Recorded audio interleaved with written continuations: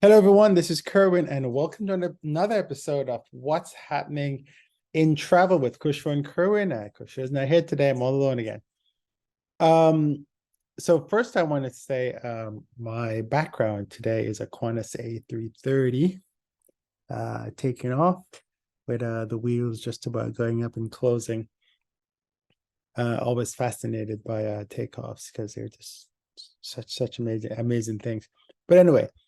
Today's topic, one of two, is there's always something. Although this week is a little, I guess, not as bad or not as topical in the aviation industry, it's still interesting things happening. So, first topic is a few years ago, there was a company called Skiplagged, and this company, I think, they were basically what the website does, it tells you, it shows you airfares out there that you can buy that are cheaper, but in a weird way. So for example, if you were going to say Augusta, Georgia from say Houston, Delta has a fare that goes, you can't get to Augusta nonstop because Augusta doesn't have nonstop service. But you can fly Houston to Atlanta to Augusta. The airfare from Houston to Atlanta is pretty high because it's from one airline hub to another airline hub, and so the fares are higher. It's just how the marketplace prices. But if you were going to Augusta, the fare to Augusta is actually cheaper than the fare from Houston to Atlanta to Augusta. It's supply and demand. Not many people go to Augusta as goes to Atlanta. So the airline wants to maximize the pricing on the market that people are flying the most. It's typical of how any business work, right? You maximize the revenue on where there's more demand. Just economics 101. And so what the site did, it showed people that, hey, these fares have always been out there, but this guy did this website and it showed people all this. And then it was actually, I think it was United, and United, they were in a lawsuit. I don't know how the lawsuit ended, but the website is still out there. And they had to make some type of change because it eventually just became like a low fare search engine. But then you can still go on there and you can still book these tickets. Now, what they always tell you that, you're not supposed to check a bag and all that kind of nonsense. And I say nonsense not because I'm in the aviation industry, but these websites tell you how to break the airline rules at your detriment. Because if you're caught, the airlines will cancel your ticket and you have to buy a new one. And I say that because that's exactly what happened this week on American Airlines, where this young man bought a ticket. I think his dad bought a ticket where he was going to New York, and he's connecting through Charlotte. And the agent, the story reads that the agent detected that something was weird. Um, and so, they pulled the young man aside for further questioning. He was actually traveling alone. Um, these stories, they never give it the full thing, right? But he was traveling alone. Dad bought the ticket using Skip Lagged. And the intention of the young man he lives in Charlotte, is to go to Charlotte, get off in Charlotte, and do not go to New York. And so the agent figured out what was going on and pulled pulled him aside, canceled his ticket, and his dad has to buy another one. Now the story continues that the dad was like, oh, he didn't know, but he had used the website 90 something times. I'm like, and you didn't know that this is against the rules? Um, if you've used the website that many times, there's really no way that you could not know that this is against the rules. So it's always interesting when people, they never take responsibility for their own behavior. It's always like, well, I didn't know. Um, This is akin to the guy who went to the Colosseum and wrote his name, I think he and his girlfriend's name, in the wall of the Colosseum. And then when they caught him, eventually caught up with him eventually, he said he didn't know that this was such an old structure, coming up with all kinds of nonsense reasons. Again, I say nonsense because it is nonsense. How do you not know that the Colosseum is something from, I don't know how long the Colosseum has been around, but it's old, it's protected. It's a UNESCO World Heritage Site, and you're visiting it now. You just thought it was okay to write your name on the wall, and even if you didn't know, it's somebody else's property. Why would you think it's okay to write your name on somebody else's property?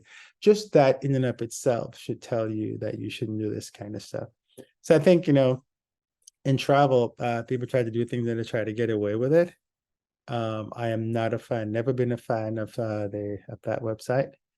And I caution you against using it and doing what it tells you to do, because it is against the airline's contract of carriage. And if they catch you, they can do a few things. They can ban you from flying the airline, ban you from the frequent flyer program. They can cancel your ticket. You have to buy a new one. And buying a new one is not going to be cheap. So just be careful when you do these kind of things. That you think, oh, this is a travel hack. It's not a travel hack. You're stealing. Because think about it. If you have a business and somebody walks into your store and you have an item priced at $100, they don't think it's worth $100. So they give you $75 and walk out. I mean, that doesn't make any sense, right? Because they didn't pay what I told you I was going to charge. If you don't like the fare, that's your business. If you don't fly the airline, you go fly somebody else. You figure out a different way to get what you want done. But don't cheat the airlines in fashion like that. And people hate the airline, so they think it's okay. But anyway, the kid got caught, dad got caught, and so they had to buy a new ticket to get the kid home. So just be careful out there when you're flying. The other story is of passenger behavior. This guy was on a United flight from Houston to Amsterdam, and a few hours into the flight, he couldn't get his meal choice. I guess they gave him a choice, do your first. United always ask you, what's your first choice? You can give them your first choice, and they say, well, if I don't have that, what do you want, second or your third? Well, he didn't get his first choice. He was in business class. And the story is not clear what happened, but the long and short is they had to divert to Chicago, fly around for a bit to dump fuel, because doing a transatlantic crossing. And then they landed, took the guy off, refueled, and carried on. I don't know what's going to happen to the guy. You never hear these stories later, but that was very, very costly. And apparently he was drunk as well. And I think one of the things is that people don't understand. It's like, why would you? It's not about you, right? You're on a plane with like 200 other people, and so everything is not about you. So if the airline don't have your first choice, don't be disruptive. Take whatever they have. If they have nothing else, then just deal with it. And go take it up later with the airline. But it's out of place for you to behave in such a manner that they have to find an alternate airport, deplane, and get rid of you off the flight so they can continue onwards. This is very costly for everyone, because there are people on that flight who are connecting to other flights throughout Europe, because they go to Amsterdam, or people are going to Amsterdam, they have a meeting or something in Amsterdam that next day, or whatever the reason is. And because if one person, all that stuff is gone. The airline had to land in Chicago, they had to find a gate or if not a gate, that to go to a remote place, that to now put fuel back on again. And all this time the clock is ticking. So luckily the crew didn't time out. And timeout just means that they've worked the maximum number of hours they can work for that particular shift. Luckily that didn't occur.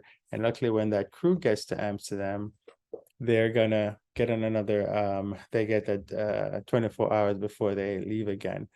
But depending on what time they get there, the flight the next day may be delayed if that crew has to do that flight, or the crew scheduling people have to shift that around. The people are coming back from Amsterdam to Houston, or maybe that airplane is going to go to Chicago or something, but sometimes the plane goes Houston to Amsterdam, and then the plane can do like Amsterdam to Newark, or maybe Amsterdam to Chicago, or Amsterdam to Washington Dulles. But what you've done is you've disrupted the operation that's already going on, and so people on the other end are inconvenienced in coming back. And of course, it's the airline's fault, because they're the ones that are carrying you. But I don't know. I just don't understand it. Luckily, I've not been on a flight where that has happened before. But come on, people, get it together. This is not always about you. If you have a problem, chill out, and take care of that later. I hope the airlines charge him for recoupment, reimbursement of whatever things that he caused to happen there, because that was unnecessary, absolutely unnecessary. All right, let's see what else we got out there. Okay, so the next story is I've been talking about travel insurance, and I broke my phone a few days ago, and while I was traveling, basically something fell in it and cracked the screen, so I had to get it replaced, and it's probably going to cost me a pretty penny. So I said, okay, well, I have travel insurance. Let me take a look and see if it's covered under travel insurance. It's actually not, and it's a special. It's specifically excluded. So it says that if you have if your equipment is damaged, it's not going to be covered. And so kind of a bummer. And my travel insurance is actually expiring at the end of the week. And so now I'm in search of finding a new product that will serve me. I did ask them, and they don't have a package that covers your equipment, even if it's stolen, which I thought was interesting. But this particular policy doesn't. But I did find, oddly enough, the company that I had before, which is Allianz, it is covered, because I'd actually lost my iPad once at the airport. I was in the club and I had it, and I went to the plane and I didn't. So, and I know I had gotten up, and I think I went to get food or something, but I didn't notice it was missing when I got back, and it was just not there. So somebody took it. But I was able to get it. Didn't get the full value, but I was able to get, I think, maybe 80% or 70% of the value. So I'm actually going to go back to Allianz, because I looked at their policy, and computer equipment is covered. And I'd actually dropped my computer once when I was on a flight, and it was also I was able to get it covered. So it's one of those things that you have to look at your policy and see what's covered. Oh, and by the way, one of the reasons why I left Allianz was because they didn't cover me for COVID because I lived in Texas. But in reading the policy, it looks like they've changed that. So I'm gonna go get a different company when this one expires. There's always something going on, right? There's never a dull moment in aviation. And speaking of travel insurance, another story.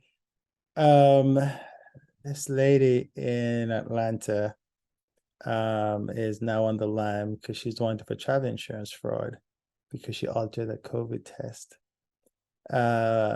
It said that she was charged with insurance fraud and forgery after allegedly attempting to deceive a travel insurance company. according to an announcement made by the company. They stated that she and her family purchased travel insurance for a planned vacation scheduled to commence in January last year. But the policy clearly stipulated that a dependent must be ill during the trip in order to be eligible for a refund. However, it's alleged that she altered her son's medical record after he had recovered and tested negative for COVID the day prior to their vacation. The forged medical record indicated a positive test during the period covered by the insurance policy. And so they issued a warrant for her arrest, and they can't find her now, so they're trying to find her. So just be careful out there when you travel. This is why it is, people say it's so difficult to make a claim for travel insurance or any insurance, and it's because there's fraud out there, right? And they want to make sure that, you know, if you say that, you know, you're no, granted, these policies, because I thought that my phone would have been covered, but it's not. And so, you know, and I'm always the one saying you should read the policy to make sure that, you know, whatever is covered. And I think I assumed that this was covered because it was covered in my previous policy, but don't do that. Don't assume that that's the case, because it normally is not. And the final thing I had today was so I stayed at a Marriott in an airport. It's like at the airport, and I chose it because it was easy to get to, and I had early flight the next morning. It was a kind of late-ish arrival, and I was just tired and didn't want to deal with having to take a shuttle bus and all that kind of stuff. So I paid a little more because I wanted to stay at the airport, and it was also a full-service hotel. Now I went to the bathroom, and they had plastic bottles with the pumps. And in my view, if you're going to charge a little more for the hotel, whether it be points or paid, doesn't matter, because for you to get the points, you had to pay in some way or form to get those points. But the issue I have with having those pumps in full service hotels is you've paid more for those hotels. And I know the hotels are trying to save money, but you're trying to save money and you're not passing the savings off to me. You're not giving your employees a raise. You know, so why are you doing it? I don't know where the money's going, but it's not coming to myself or the employees that I know of. And so what do you guys think? Do you think that full service hotels should have the little pump things, or should they have, you know, proper soaps that you can use? I say proper soaps. ID give me a bar of soap, and a lot of hotels are giving you bars of soap now, or, you know, go back to giving me my you know, my shampoo and conditioner and body soap in individual, you know, single-use containers. I get the whole environmental thing, so don't get me wrong, but I think if I'm paying you more and you're charging me more, I expect a different level of service, and that service is not a pump thing. Now, oddly enough, I went to another hotel chain and they did exactly the same thing, which I was not happy about either. But I've been to other high-end hotels and they don't have that system. So the hotels have made a conscious choice to do this, and as consumers, it's up to us to decide whether we want to accept that or not. Because you're not passing off the savings to me, and it cheapens the product. But anyway, let me know what you think. That's all I got for this week. So this is Kerwin with what's happening in travel. And have a good trip. And let me know what's going on. Talk to you soon.